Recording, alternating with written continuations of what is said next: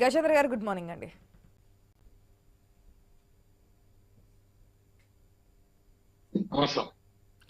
గజేంద్ర గారు ఏంటి కేంద్ర బడ్జెట్ సంబంధించి మాట్లాడిన తర్వాత అమరావతి గురించి మాట్లాడదాం.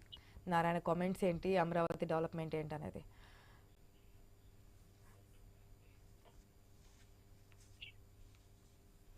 గజేంద్ర గారు వినిపిస్తుంది?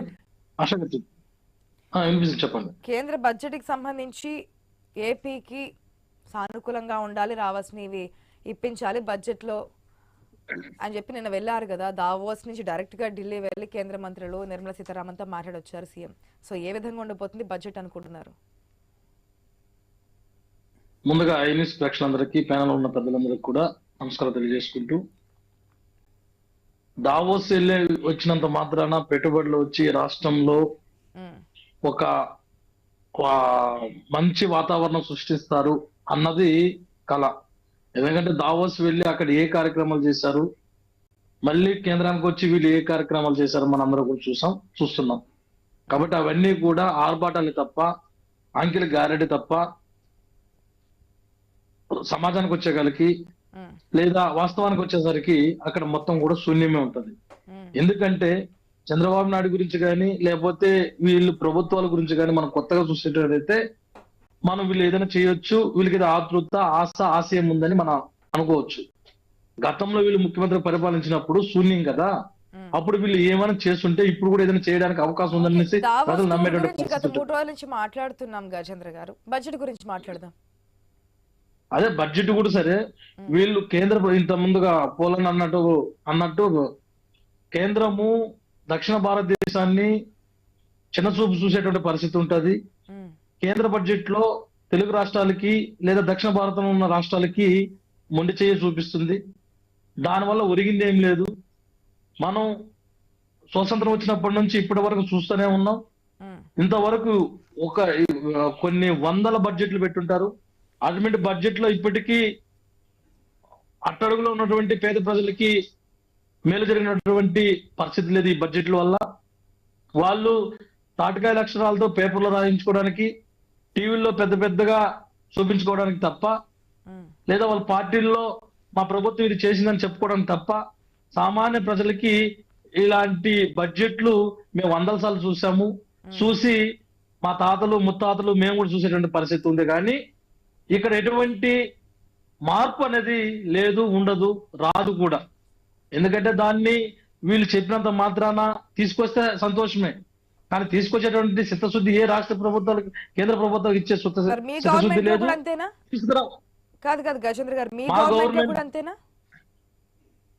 మా గవర్నమెంట్ లో కూడా మేము ఎంతో పోరాటం చేస్తే వాళ్ళు ఎంతో కొంత ఇస్తారే తప్ప పూర్తిగా మేము అనుకున్నటువంటి నిధులు గాని వాళ్ళు ఇచ్చేటువంటి పరిస్థితి లేదు. వాస్తవం ఒప్పుకోవాలి.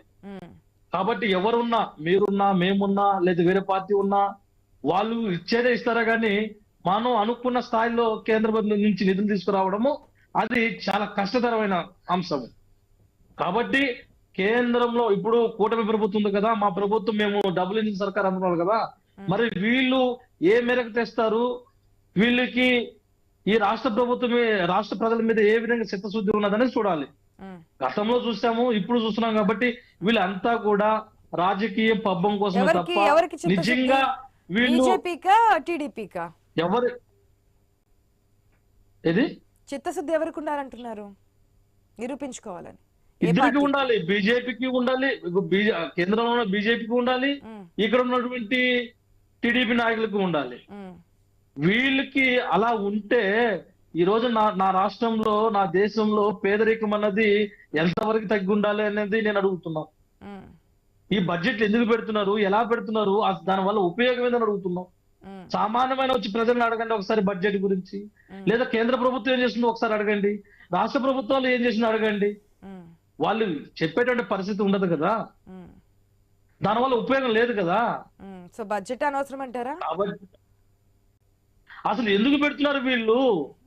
ఆ బడ్జెట్ వల్ల ఉపయోగం ఏందని అడుగుతున్నాను నేను. సో తీసేమందామా? సామాన్య రాష్ట్ర బడ్జెట్ దేనికి ఎంత అవుతుంది, దేనికి ఎంత ఖర్చు పెట్టాలి, ఏ విధంగా చూసుకోవాలి, ఒక టాలీ గానీ ఒక లెక్కలు గానీ ఏది ఉండకుండా చేసుకోవాలి పరిపాలన అంటారు. వాస్తవంగా చెప్తున్నా, గుండెల్ని మీరు చేసుకుని చెప్తున్నా, సగటి పేద మధ్యతరగతి కుటుంబానికి చెందిన వ్యక్తిగా చెప్తున్నా, కేంద్ర బడ్జెట్లు పేపర్లు అంకెల గారెడి తప్ప మళ్ళీ వాస్తవ కేంద్ర రూపాలు బడ్జెట్ దాచేలా ఎందుకు, దాంట్లో రాష్ట్ర బడ్జెట్స్ కూడా ఉంటాయి. మీరు బడ్జెట్ కనుక ఎందుకు రెండు అనుకున్నప్పుడు రాష్ట్ర బడ్జెట్లు కూడా దాంట్లోనే మిళితమై ఉంటాయి. ఒకటి వీళ్ళు చేసే కార్యక్రమాలు ఏ ఒక్క సంక్షేమ పథకమో లేకపోతే వీళ్ళు ఏదో ఒకటి ప్రజలకి అందుబాటులో తీసుకొచ్చి మిగతావన్నీ కూడా స్కీముల ద్వారా స్కాములు చేసుకొని ఈ రాష్ట్రాన్ని దేశాన్ని దోచేటువంటి పరిస్థితి ఉంటుంది తప్ప సామాన్య మానవుడికి ఉపయోగం లేదన్నది నానుడి యొక్క అభిప్రాయం. మరి దీన్ని మీకు తెలుసు, మాకు తెలుసు, అందరికి తెలుసు. కొన్ని వేల కోట్ల బడ్జెట్ ప్రవేశపెడతారు కదా, ఆ కొన్ని వేల కోట్ల బడ్జెట్ ఎలా పోతుంది, ఎక్కడ పోతుంది అనేసి ఎవరికైనా తెలుస్తుందా? కాబట్టి మేము సామాన్య మానవులకు అడుగుతున్నాం, ప్రజలకు అడుగుతున్నాం, ఓటర్లకు అడుగుతున్నాం. అవి పేపర్లో, టీవీల్లో, పార్లమెంట్లలో, అసెంబ్లీలో చెప్పుకోవడం తప్ప సామాన్య మానవులకి ఉపయోగపడదనేసి అందరూ యొక్క అభిప్రాయం. సో సీఎం ఎలా మాట్లాడేది ప్రయోజనం ఏముండదు, వాళ్ళు ఇవ్వాలంటే ఇస్తారు, దానివల్ల అసలు బడ్జెట్టే వద్దంటున్నారు మీరు, అది కదా?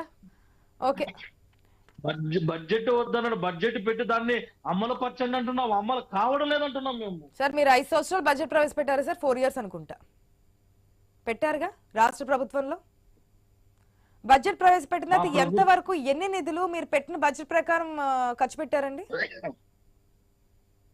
మాది మేము చెప్పిన హామీలన్నీ కూడా సంక్షేమ పథకాలు, కూడా నవరత్నాలు, సంక్షేమ పథకం మీరు ఏమని అనుకోండి, నవరత్నాలు అనుకోండి, సంక్షేమ పథకాలు అనుకోండి, ఉచిత పథకాలు అనుకోండి, మీరు ఏ పథకాలను అనుకోండి,